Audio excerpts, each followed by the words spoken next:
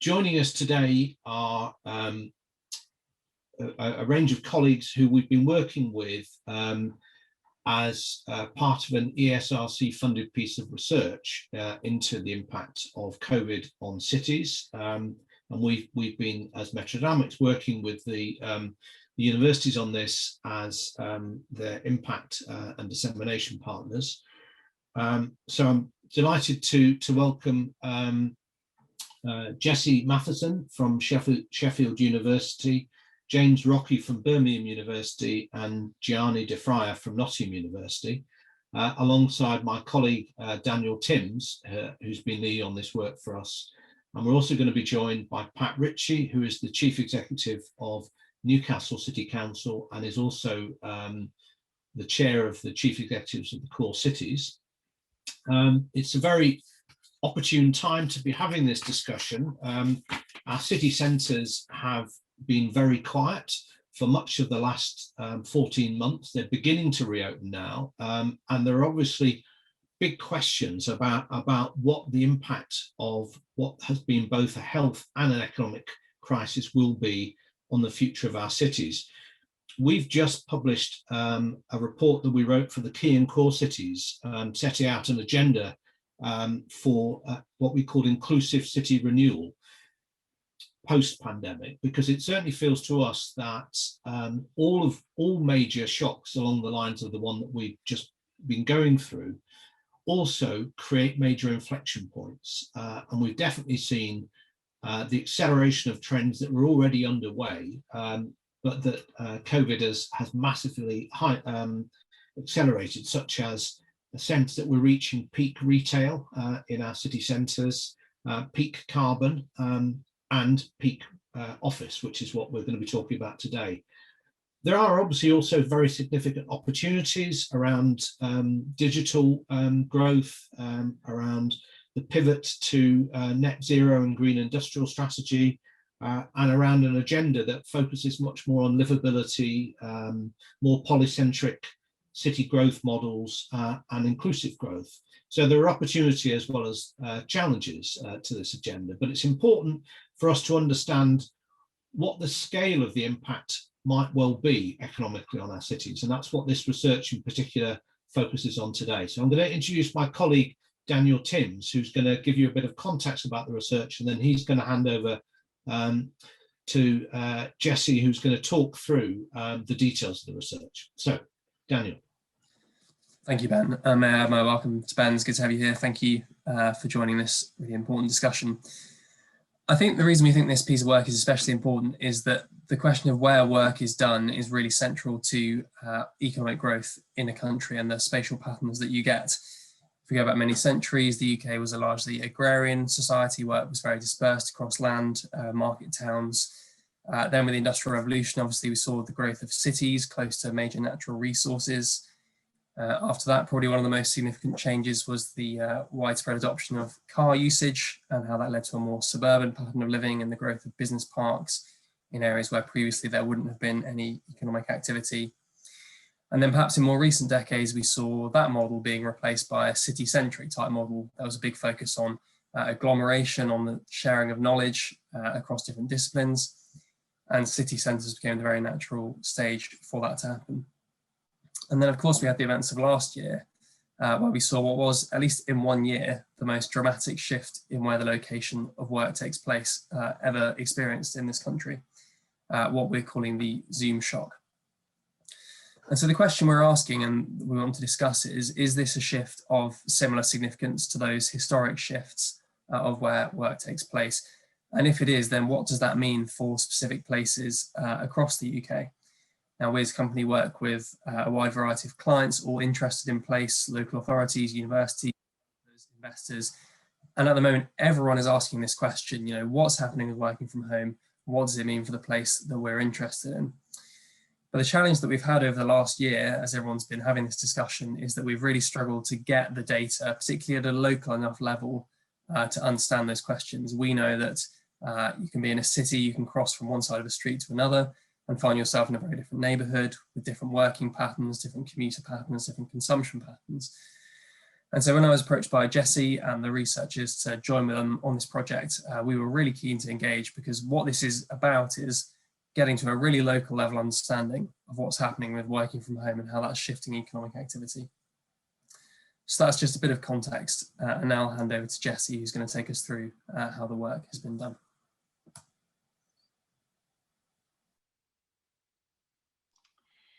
Thank you very much, Daniel. Okay, so I, as stated, will be walking through the mechanics of how we did the calculation before passing back to Daniel, who will show you what these patterns look like. So basically, what we want to do is, for a given geographic area, so call this a neighborhood, we want to calculate the gain or the loss in economic activity that's been experienced by that area due to the movement of remote working from home. Now, there's two things we need to calculate for this. So the first thing is we need to calculate the number of workers who live in a neighborhood, but they work in a different neighborhood and they can do their jobs from home. And we're going to take away from that the number of people who work in that same neighborhood, but they live in a different neighborhood and they can do their works from home. So these two terms can be thought of as being the employment inflow due to home working and the employment outflow due to home working. Now, to calculate this, we actually need quite a bit of information. So we need to know where people live, we need to know where workers work, and we also need to know what types of occupations people do. So we actually do these calculations using two distinctly different data sources. So the first data source comes from the ONS's NOMIS data set. All of this data is publicly available.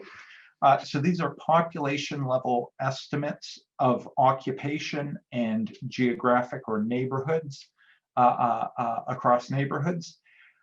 The real benefit of these data is, because they're publicly available, is complete transparency. So all of the data and the code is available for replication and, of course, scrutiny as well. Sorry, I should say we're defining a neighborhood here as being a middle super output area. So this is an area which captures about a population of approximately 9,000 people. The second data source that we're using is the annual survey of hour and earnings. Now, this is a secure data set. It's a 1% sample of all UK employees. We're going to calculate the Zoomshock for over 8,000 middle super output areas across all of England, Wales, and Scotland. Now, the nice thing about doing the Zoomshock separately for these two data sets is we can see how well do they match up together. And in fact, the Zoomshocks we calculate match up very, very well. So we get a 94% correlation between the Zoomshock, regardless of which data set it's calculated. The second thing that we need to consider is, how do we estimate who can do their job from home and who cannot? So to do this, we assign a homework index, so a value between 0 and 1, to all 4-digit standardized occupation codes. So a homework index of a value of 0 would be attributed to jobs like nursing or large vehicle good drivers. So these are jobs that cannot be done at home at all. However, jobs like social workers or civil engineers, a lot of this work can be done from home. So they would get index values of, say, 0.5 or 0.75. And then finally, jobs which can largely or entirely be done from home. So, for example, programmers and software developers would get a value of 1 for this index. So we combine all of this information together, and this allows us to calculate those two terms that I showed you in the beginning. So the inflow and the outflow of workers due to working from home for each middle super output area. Now, in addition to being interesting from the extent of we're seeing a shift in where work is done, this actually has a potential important economic impact on the larger economy. And the way we can think about it is through a relatively simple conceptual model. So the Zoomshock leads to a reallocation in where people who can work from home are doing their work. This in turn leads to a reallocation of potential spending power. That is, commuters previously going into the offices are now not purchasing their coffees close to where they work. They're purchasing their coffees close to where they live. This means that there's going to be a change in the demand for locally consumed services. So when I say locally consumed services, think about the restaurants, the coffee shops, the hairdressers, the gyms, all of these services which we consume in relative close proximity to where we spend our time. Now, you might say, we don't need to worry about this. So one of the things that we'll see is the Zoomshock is led to a large shift of people away from office-dense city centers to more residential suburbs. So we might say, well, we don't need to worry about this. People go into the city center to actually consume the services. We don't expect, even if people do change where they're doing their job, we don't expect to see a big decrease. Well, one way we can test this is by looking at, well, what happened to the consumption of locally consumed services during that period in July to November of 2020, when the lockdown restrictions were lifted? Did we see a systematic difference across local authorities which experienced large negative Zoom shocks, that is a big outflow of workers because of home working, versus locations that saw an inflow of workers because of home working? So we collected Google mobility data during this time for retail and hospitality use.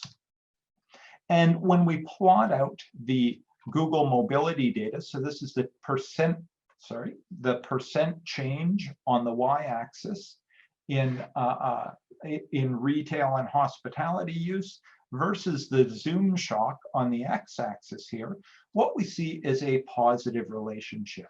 So places that experienced a positive Zoomshock, that is an inflow of economic activity, saw less of a decrease in their retail activity.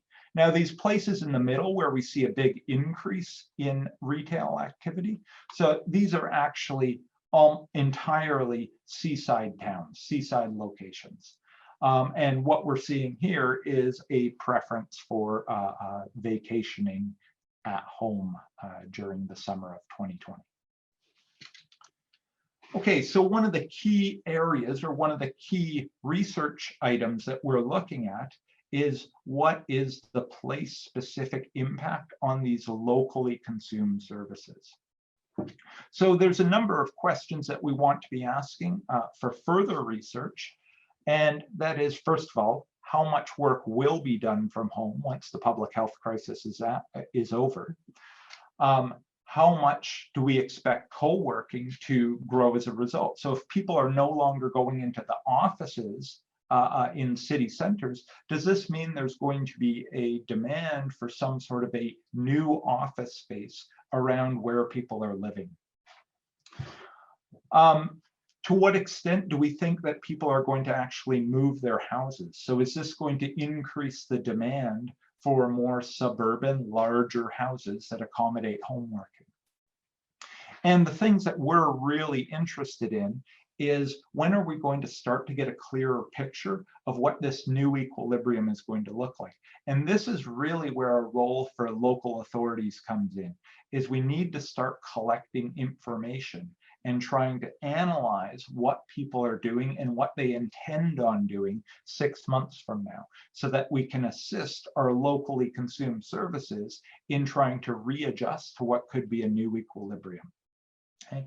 And we need to start thinking about, well, how strong is the relationship between where people work and this corresponding demand they have for these local services. So what will the potential, at least short run, decrease in demand that we might expect to see in our city centers for things like our coffee shops and our restaurants and retail? Okay, I'm going to leave it there, and Daniel's going to walk you through some of the descriptive maps of what the Zoomshock looks like. Thank you, Jesse. And let me just remind you all, please do use the chat function if you have any questions on anything that Jesse said about the method that's been used. You go into the chat and ask a question to Heather Thornton. They'll get through to us when we have the Q&A at the end. So to make this data available, we're launching an online dashboard to help people engage with the findings. So you can find that. It's on our website here, metrodynamics.co.uk. Under our work, there's a tab called Zoomshock Dashboard, and I'm just going to present that to you now so you get a sense of how it works.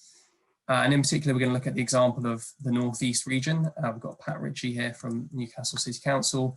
So we're going to take that as an example, but we've got data for all of England and Wales, and we've designed this deliberately so that you can look at your area, find out what's going on, look at particular neighbourhoods, and see what the findings are. I should stress at the outset that these are modelled figures based on calculations of where people were living and working and their ability to work from home. That doesn't mean we haven't actually monitored where people have moved, so it's not describing actual figures. And of course, an open question remains, how much will this be the case? We're showing an extreme picture here where everyone who can work from home does.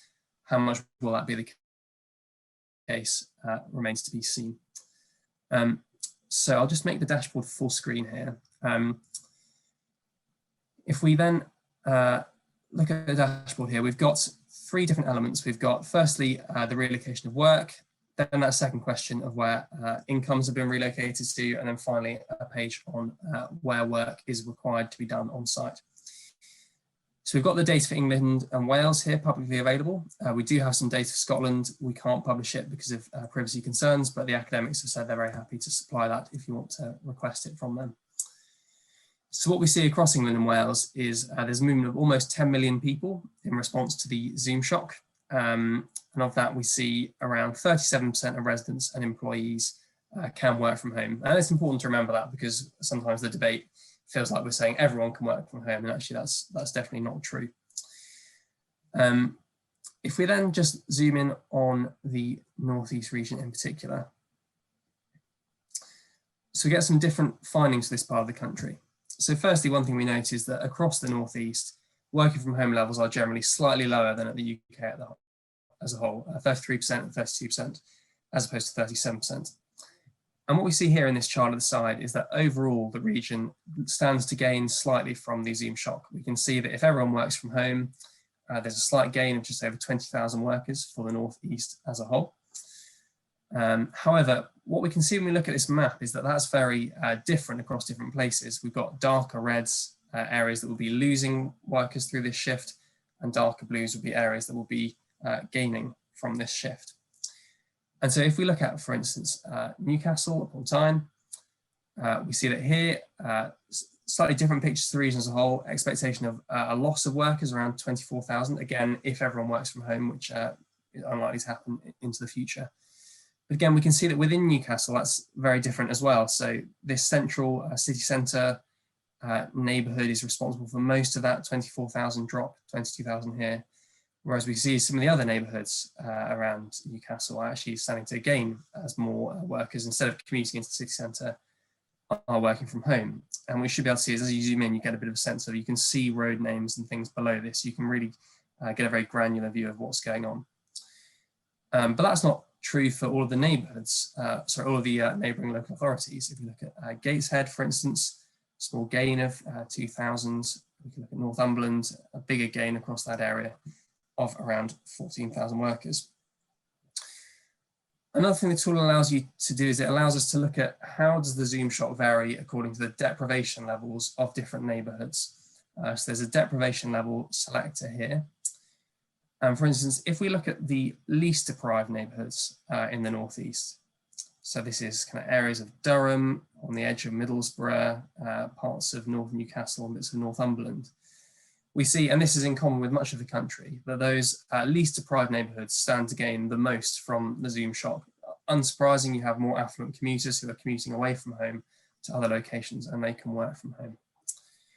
Whereas if we look at some of the most deprived neighbourhoods across the northeast, you see these areas stand to actually lose around almost 50,000 workers through the Zoom shock. That's bits of Middlesbrough, areas of the coast, and parts of central Newcastle and Gateshead.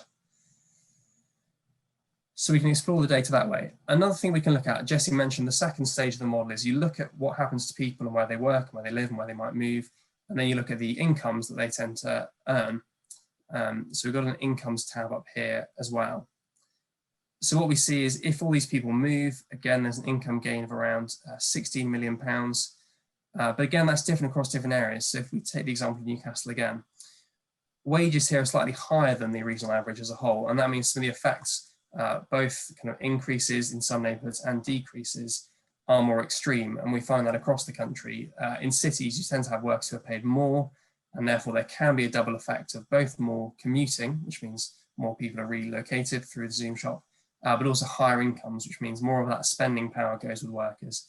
And that, of course, has implications, as Jesse was discussing, for the locally consumed services industry, bars, cafes, barbers, etc. The last thing that we can look at is we can look at work that's required on site, and this is taking a bit of a longer view. You know, we've looked at the Zoom shop based on where people were living and where they were working on the eve of the pandemic, but we know that obviously people are making decisions in responses to changes in what's expected of employees. So perhaps if working from home becomes more common, people might be able to think about moving further away from their workplace if they wanted to. So one question we've also been interested in is just, of the different jobs and where they're based, what sort of proportion of them need to happen on site? And we see in the northeast, actually, it's the English region with the highest proportion of jobs that need to be done on site, 58%. For instance, if we contrasted that to London, you see that's a much lower proportion, 43%. And so actually there are perhaps suggestions that as work, particularly in areas like London and the southeast, which have high levels of jobs that can be done from home, as that might become more flexible, as working from home might become more normal, there's perhaps an opportunity for areas like the northeast to try and attract some of those workers by leaning into their quality of life offer, their housing offer, and so on, cultural offer, natural environment offer, to attract some of those workers who might be reconsidering whether they need to continue to remain in London and the southeast, or wherever it might be that they are working. So that's just a brief summary of what the dashboard is there for. Hopefully it's an introduction. As I said, it's available on our website. So please, after this webinar, go and have a look, find out about your place, get in touch with us if you have any more questions. But now I'm going to hand over to Pat Ritchie, who's going to give us her reflections on how this is playing out in Newcastle. Thank you. I'll just stop sharing my screen. Thanks very much for that, Daniel, and to James. It was interesting. I've got a few comments I think that I would want to give on what is really just a snapshot in time, and we have to be very careful that we don't sort of talk about long-term trends out of that, because we don't really know, and I can talk a bit about how that looks from a Newcastle perspective. Apologies for being late. I think I had my own personal Zoom shot before I got on this, so sorry that was a bit trouble getting on. And I suppose I'll start with the kind of quality of life thing that you were talking about, and just talk a little bit about Newcastle. And interestingly, just today, I think the Rough Guide has produced a list of the most fascinating second cities across the world. And Newcastle's the only UK city on that list, alongside Montreal, Venice, Johannesburg, Barcelona. So, you know, this is a city that has a strong kind of cultural identity and is a regional capital. So imports a lot of people from not just Newcastle, but from across the region. And that kind of, it's probably the main concentration of the types of jobs that are being done from home within the Northeast region. And I think that there's a kind of implication around that probably needs to be kind of worked through.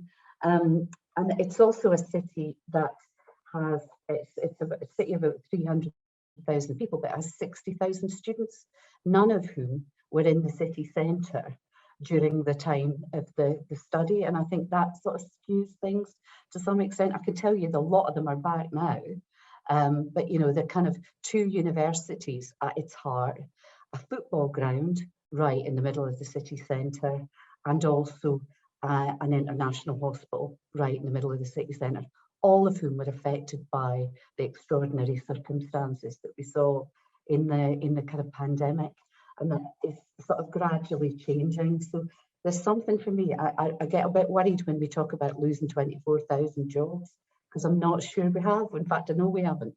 I think what we're seeing is a potential move to a hybrid way of working, where people might work at home some of the time, but work in a city or a town or in a kind of city region for other parts of the time. And you know, if you look at one of my other hats is the chair of the Government Property Agency, and certainly the government are moving people out of London, but see that them working in a hybrid way with some time in the office, some time at home, possibly going into a satellite office and a city centre office as a kind of dual place of work. So there's a kind of lot of churn and change in this area that I think we need to think about, and the tools that you've described and taken us through, I think will help us navigate through that and think through what does that mean for the future of places like Newcastle.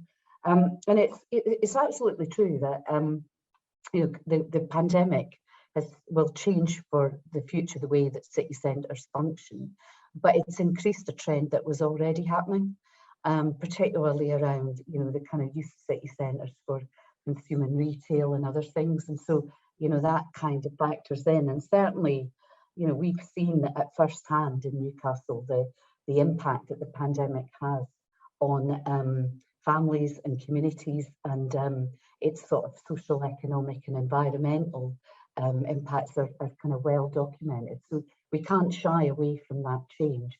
What it has done, and I think your kind of analysis brought that out, Daniel, is that the kind of impacts have been different in different parts of our community, depending on where you work and your ability to work at home and your ability to access nice offices. You know, it's great if you've got, I've turned my daughter's spare room into a study. You know, it's good if you've got that option to do it, but not everybody does. So, you know, that kind of hybrid model has to exist in the future. And I think, you know, what just reflecting on kind of Newcastle's journey and through the pandemic so far. I mean, in the early stages of the pandemic, I think the council acted a bit like a sort of shock absorber. We focused on really supporting businesses as they adjusted to the pandemic and then potentially to this sort of new economic reality. And you know, our actions included £60 million of business grants to support people through rate relief and business grant support. We fast-tracked a whole range of cafe licenses across the city. So we've got lots of outdoor dining and leisure space in the city. And in fact, we've got the highest number of outdoor space per head of any city in the country. And you know, we did that in a way deliberately to support a sort of response to the pandemic. But we, you know, we knew we needed to change before that. We knew there were changes coming in retail, and so this has kind of accelerated things. And what we've seen and what we've learned, I think, is that we need to really reshape the city for a future that looks quite different, not just around working from home, but around a whole range of other kind of pressures that we're already on about, you know, air quality, around retail changes, and kind of the demand for outside space and different ways of living in a city that the pandemic's kind of brought about.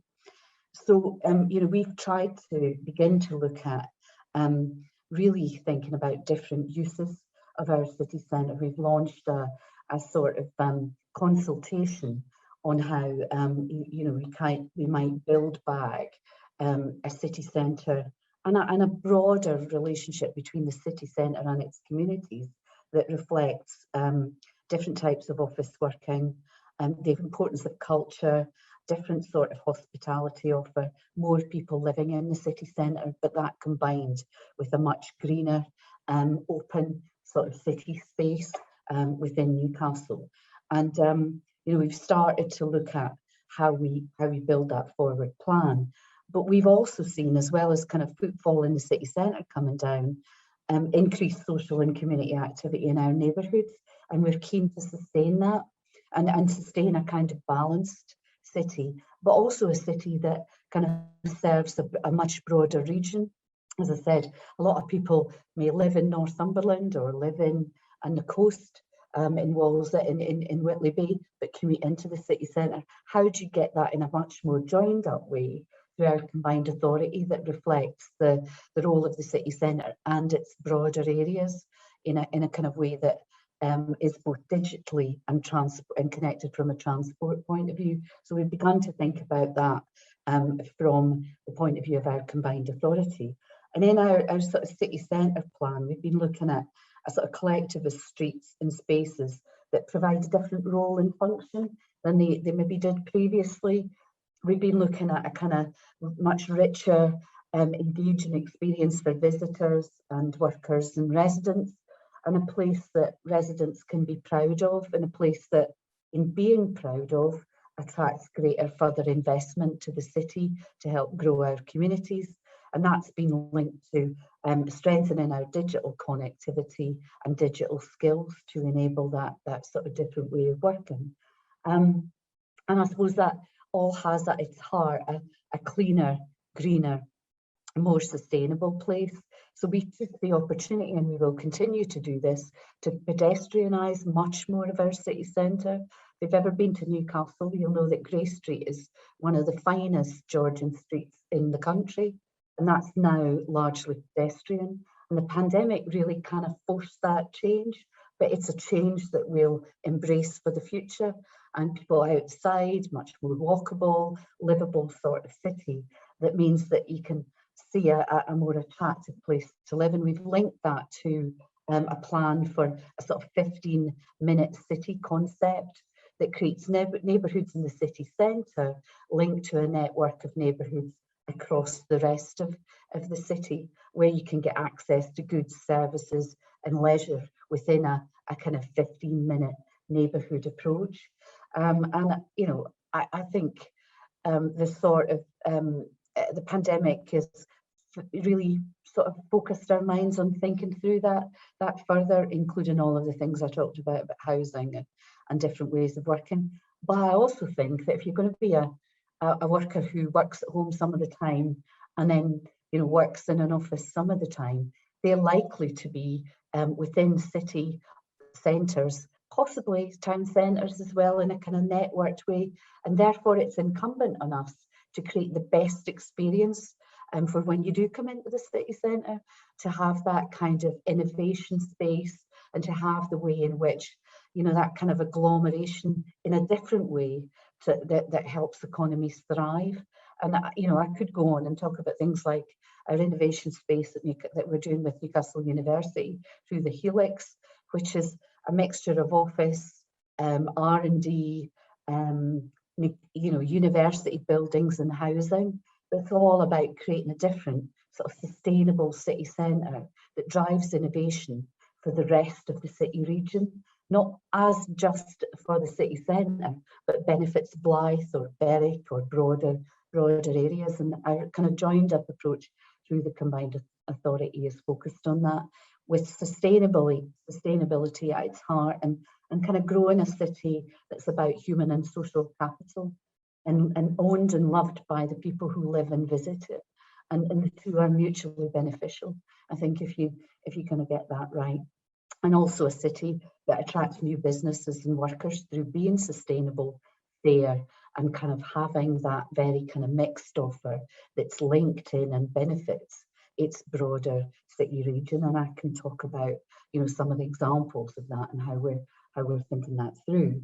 What I would say is that we're very much at the start of a process here, and a start of a process of change, but we want to really use our vision for the city to have a dialogue with government, businesses, large and small, with students, with universities, health partners, so that we can work together as a sort of system within the city to drive the sort of sustainable city we want to see for the future.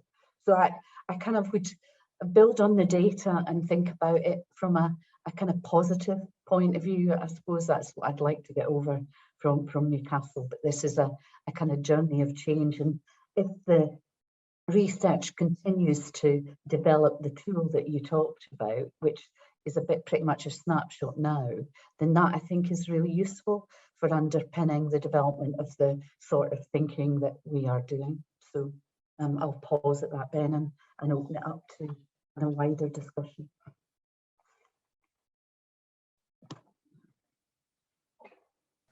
Oh, you're on mute, Ben. I can't believe that after a year of, I would still be doing that, by the way. It's highlighting the fact that this isn't a really natural state for any of us.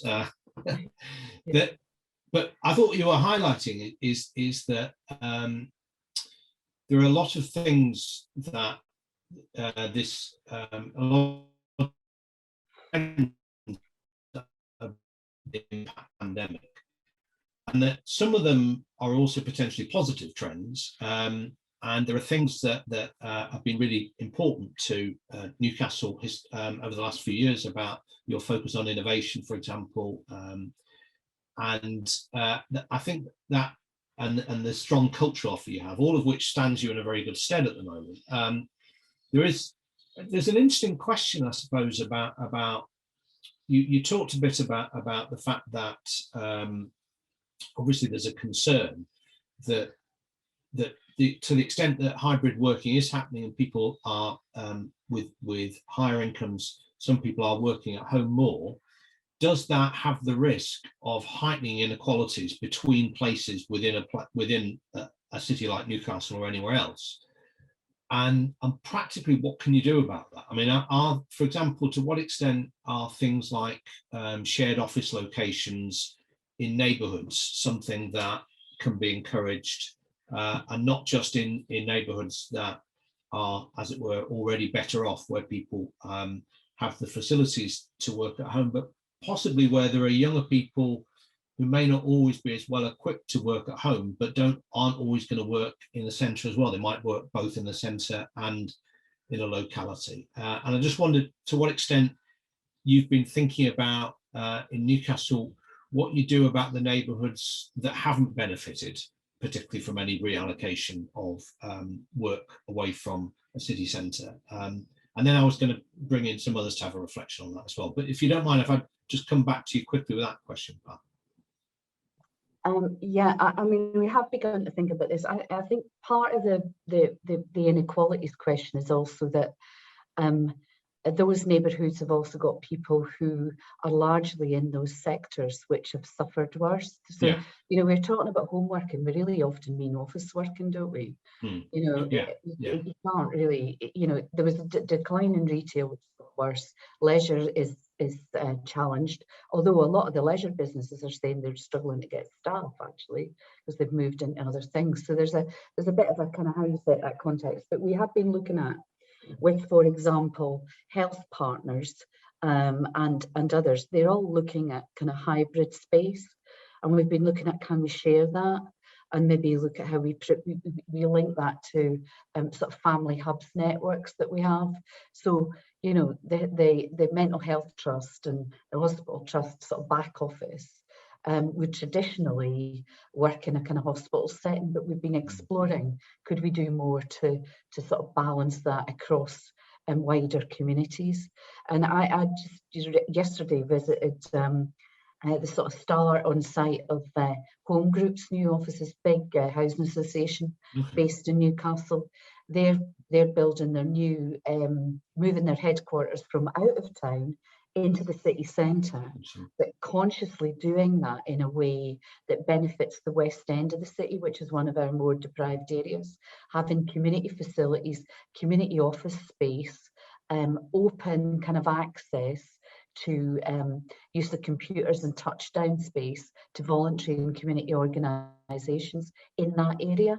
And they've kind of built that into their hybrid working, partly because they think that that's a great way of keeping their staff in touch with communities and kind of really creating a different sort of dynamic building. And I think it's that sort of thing that we need to really kind of think about. And you know, if you look at government offices, you know, departments moving into places, how do you avoid it being a sort of civil service building that is just in a place that isn't London, into, you know, kind of much more embedded in and connected into the local community? So I do think we have to think quite creatively about how we do that. Absolutely. And can I ask a question to some of the researchers and the academics here? We've had a few questions now about analysis, and one of them is about the income distribution in relation to internet purchasing, and to what extent there's a pattern that we can look at there that might suggest changes in retail. I don't know if any of either Jesse or James or Gianni wants to answer that question, and also to pick up any of the other things that we've just been discussing. Who wants to? So I can answer that question. So one thing that we did in our research, we looked at the relationship between places affected by the Zoomshock and Google mobility data on, you know, changes in how much people were visiting shops and sort of entertainment venues during the period when lockdown was lifted last summer. So when people could go, but many people were still working from home. And what we found was an incredibly high correlation. So, you know, places like, for example, the City of London, even when, you know, when many people can work from home and saw the largest reductions in sort of numbers of visitors to shops and venues.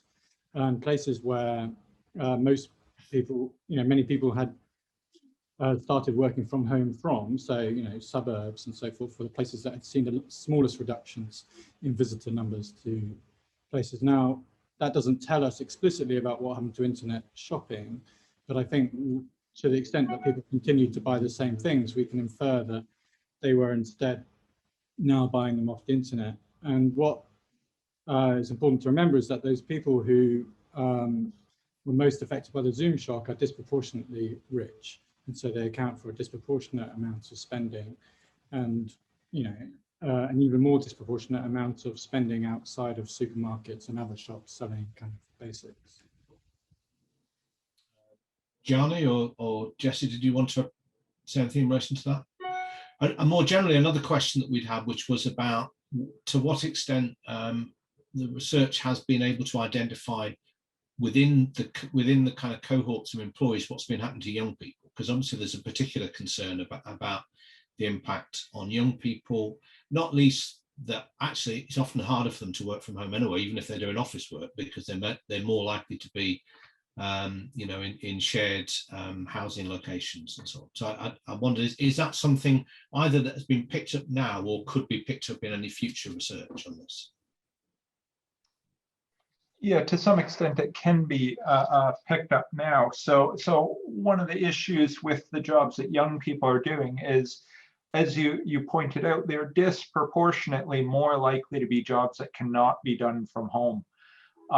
So in that way, they don't really benefit as much as more experienced workers from the increase in hybrid working.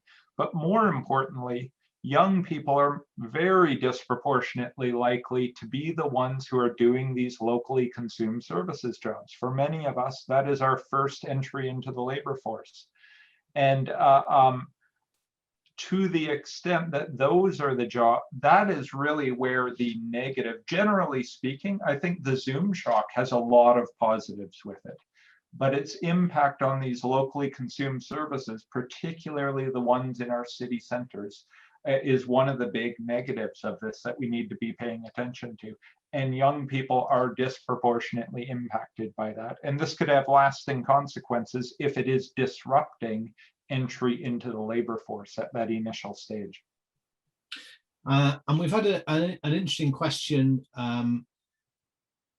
about productivity and to what extent we can see any productivity correlation between people working at home and, for example, either improved productivity or a reduction in sort of knowledge spillover that comes from people working together. And I guess that might suggest that we would also need a more detailed analysis, even than we've been able to do so far, about exactly the work we're talking about, because there are presumably that there's what you might call kind of transaction-based work or process-based work, and there's also kind of high knowledge-intensive work. And I know that there's quite an interesting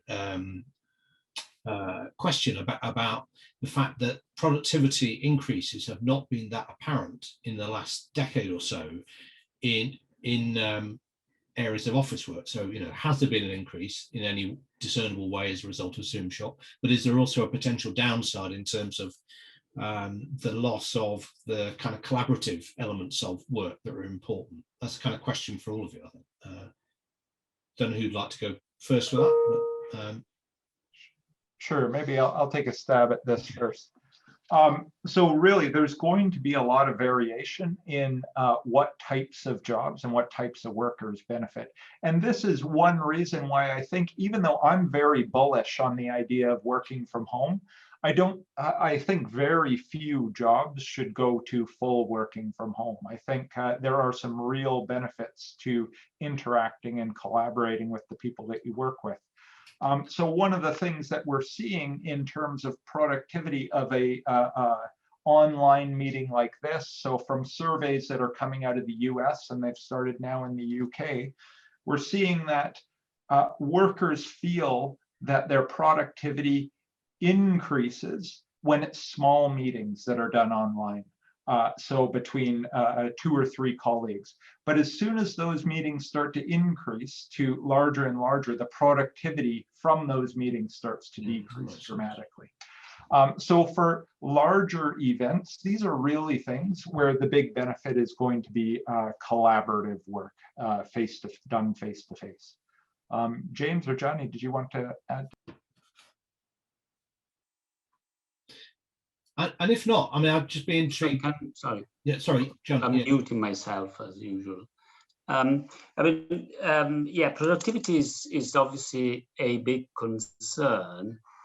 I think is a kind of what we call second order. Oh my God. This is when you're trying to do too much at one time.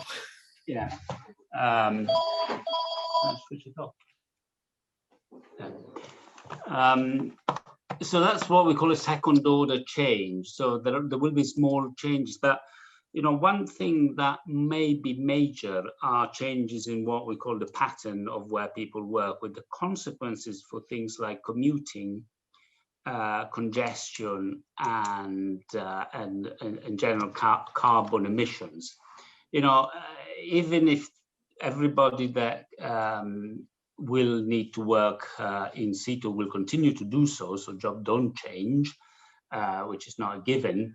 But if only, say, half the people who can work from home half of the time, then that's kind of massive change in the pattern. This is a quarter of the reduction in commuting and travel of these people.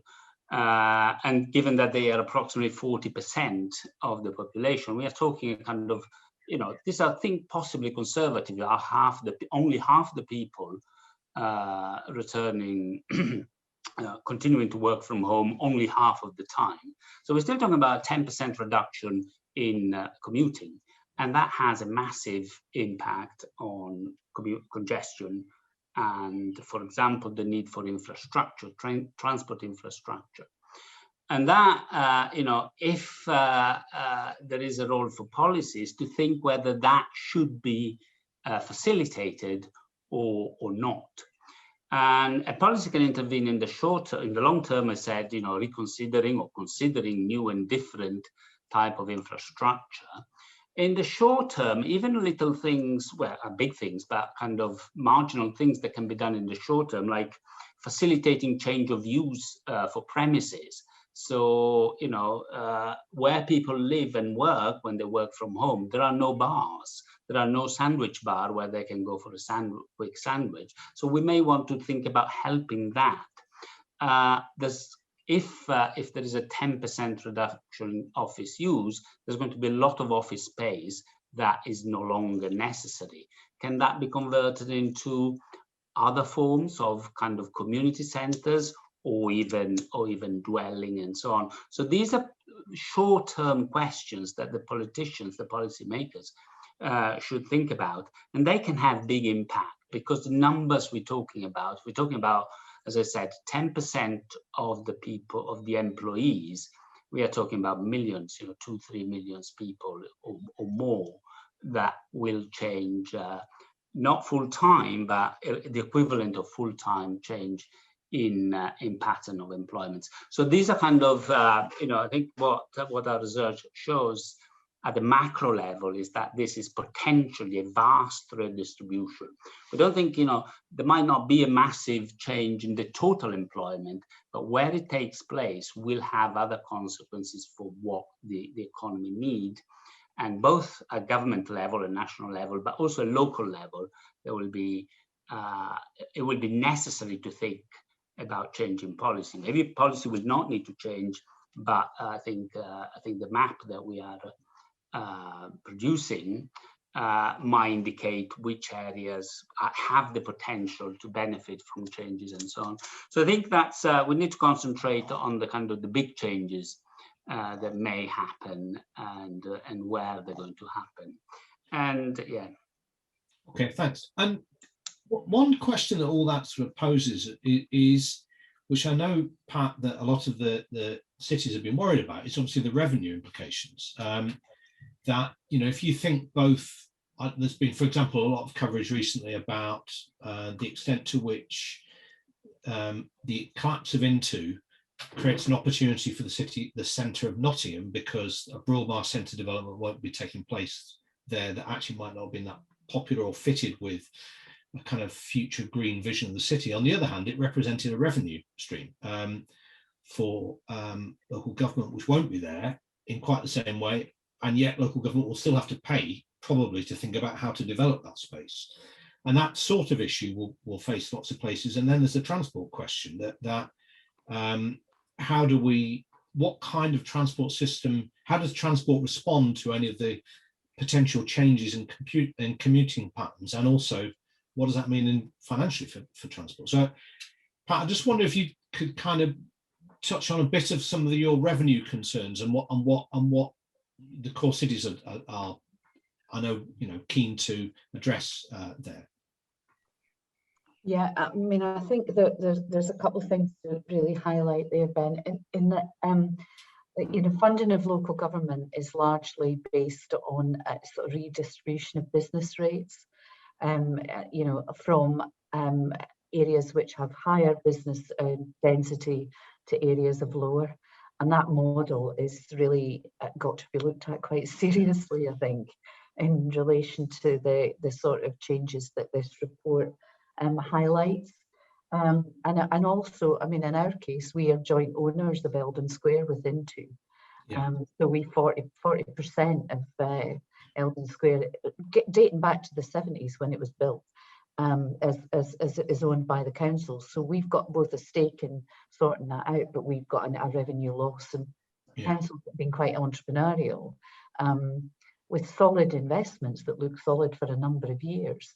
If you think about the same with Manchester Airport, Manchester and the airport, there's a whole range of kind of resetting of finance and revenue support that needs to be thought through.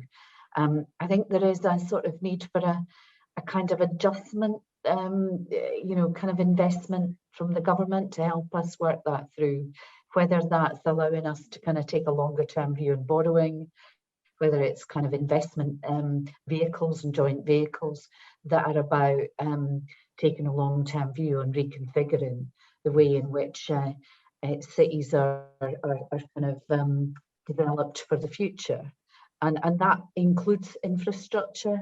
So it's very clear that the current pandemic has kind of demonstrated that the model that we had around transport funding, which was largely based on the fare box providing an income with some subsidies to private operators, just won't fit for the future.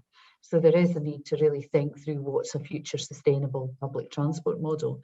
Before we even do that, however, we've got to get people confident enough to get back on public transport. Because whilst footfall in Newcastle city centre hasn't really gone down, when we post-lockdown, the last lockdown, the numbers coming back were higher than the same time before the pandemic. So there was a bit of pent-up demand that came back into the city centre, but they largely drove there. They didn't kind of get on buses in the metro because of issues around how they felt about going on public transport. So there's a big confidence issue around public transport. There's also a need to look differently at how it's delivered and structured, and to really reduce the cost, because I think that kind of enables a different connectivity that is more dynamic than that which we have, especially if you think about, particularly even in Nottingham, kind of in Nottingham where we've got sort of, very inflexible season ticket models, which are even more, the issue in London. My very last point is that no place is the same, however, and the kind of, the issues in Manchester are quite different to the issues in a place like Newcastle or London. So there's kind of how this works through with places, and leadership of places will be really, really important. And I think we're about done now, Ben. I've got to go to another one. Okay, well, and thanks everyone for taking part. There's a lot more to discuss, and obviously this is, as Pat said, it was a kind of snapshot in time, but there is further research that's going to be done on that will be ongoing. This is clearly a hugely important issue for us to understand about what's happening in our cities. Some of this information will be available on a dashboard on our website, and so it just remains for me to thank the panelists, thank Pat, Jesse, Daniel, Gianni, and James, and Downtown for helping organise the event. And thanks everyone for taking part. Bye. If you enjoyed that video, then please subscribe to our YouTube channel on the link below, and be among the first to get to listen to all the latest interviews through the Downtown Den.